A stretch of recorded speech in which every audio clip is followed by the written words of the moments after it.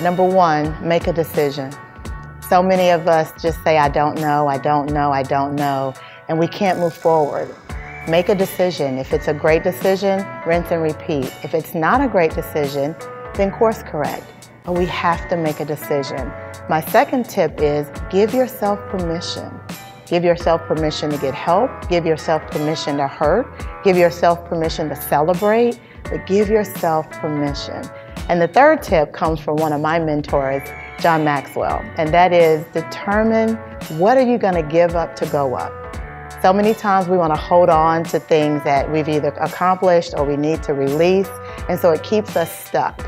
So when you determine what you want to give up or what you need to give up, that's when you can be released to go up.